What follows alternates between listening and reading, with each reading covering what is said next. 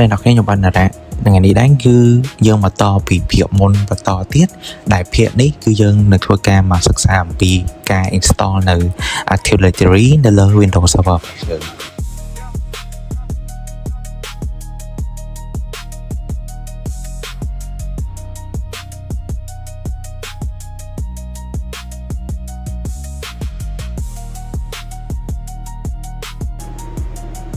បន្ទាប់ពីយើងបាន unlock នៅ Windows Server របស់យើងហើយយើងធ្វើការបើកនៅ Server Manager នៅក្នុង Windows Server របស់យើងមកអូខេបន្ទាប់មកយើងចុចធ្វើការ Add Rule and Feature បន្ទាប់មកយើងធ្វើការចុច Next ទៀត Next ចុច Next រហូតក៏ទៅដល់កន្លែង server rule យើងធ្វើការ install នៅ Active Directory Domain Service អូខេតាមធ្វើការចុច next យើងចុច next ទៀតអូខេនឹងធ្វើការចុច install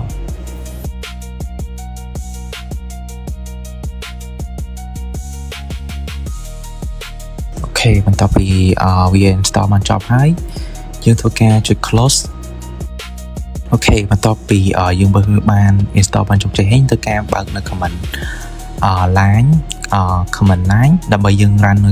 command មួយដើម្បីយើង promote នៅ Windows Server របស់យើងទៅជា controller domain controller ធ្វើការវាបញ្ចូលពាក្យ command មួយចូលទៅក្នុង command line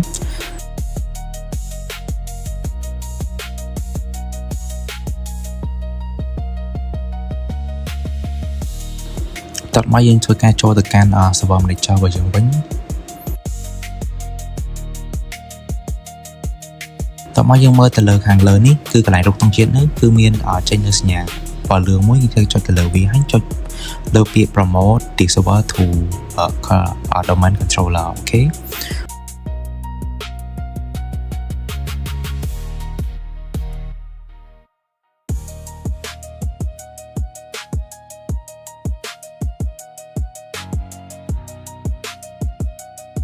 បន្ទាប់មកកន្លែងនេះធ្វើការ click ទៅលើពាក្យadd a new forest ដោយសារតែយើងអត់មាន domain ទេយើងធ្វើការចុច add a new forest ហើយកន្លែងនេះយើងដាក់ឈ្មោះ root domain របស់យើងកន្លែងនេះគឺយើងដាក់អីក៏បានដែរតាមដែលយើងចង់ដាក់ប៉ុន្តែសម្រាប់ខ្ញុំគឺខ្ញុំដាក់ exec.local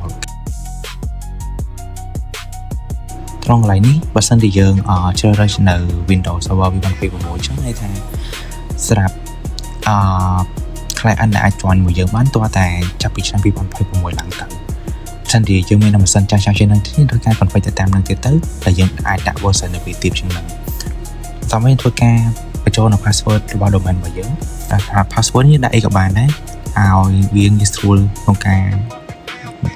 យើងដាក់អីក៏បានដែរឲ្យតែវាងាយចាំសម្រាប់យើងអូខេបន្តមកចុច next ហើយចុច next ទៀត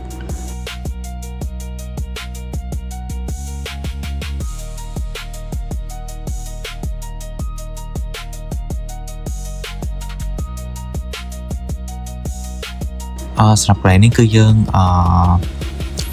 គឺជាឈ្មោះ net bio របស់យើងសម្រាប់ខ្ញុំគឺវា generate ឲ្យ ESX ស្រាប់ចឹងខ្ញុំអត់ធ្វើការ change ទៀតទេ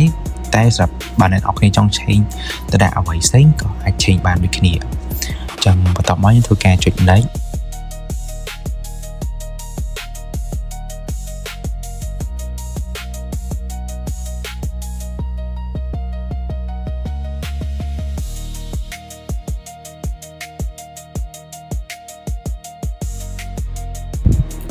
កន្លែងនេះគឺជា location របស់យើងហើយចុច next ទៀតកន្លែងនេះគឺធ្វើចាំមួយ plate ហើយយើងធ្វើការចុចនៅ install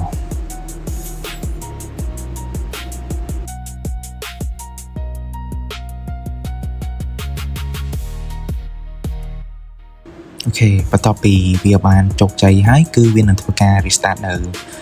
ម៉ាស៊ីនរបស់យើងហើយអូខេយើងធ្វើការរងចាំវាមួយ plate ទៅ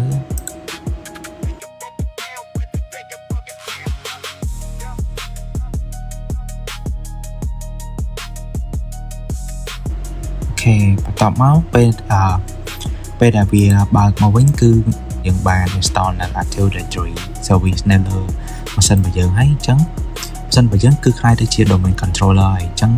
នៅកន្លែងនេះគឺវាបង្ហាញនៅឈ្មោះ NetBio ដែលយើងបានដាក់ពីមុនហ្នឹងមកគឺ e-sig ហ្នឹងជាមួយនឹងឈ្មោះ username របស់យើងគឺ administrator អូខេឥឡូវយើងធ្វើការ insert នៅ password របស់យើងចូល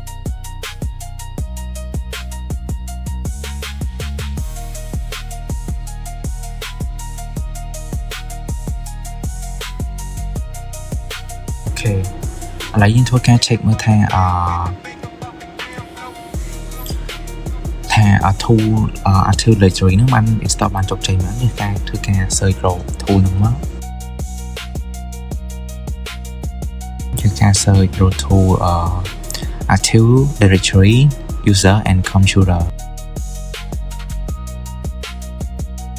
អូខេនេះយើងបាន install បានជោគជ័យហើយដែល server របស់យើងឥឡូវគឺជា domain controller ហើយដែលយើងដែលវីដេអូបន្ទាប់ខ្ញុំនឹងធ្វើការបង្ហាញពីរបៀបដែលយើងយកម៉ាស៊ីន client មួយទៀតដើម្បី join នៅ domain របស់យើង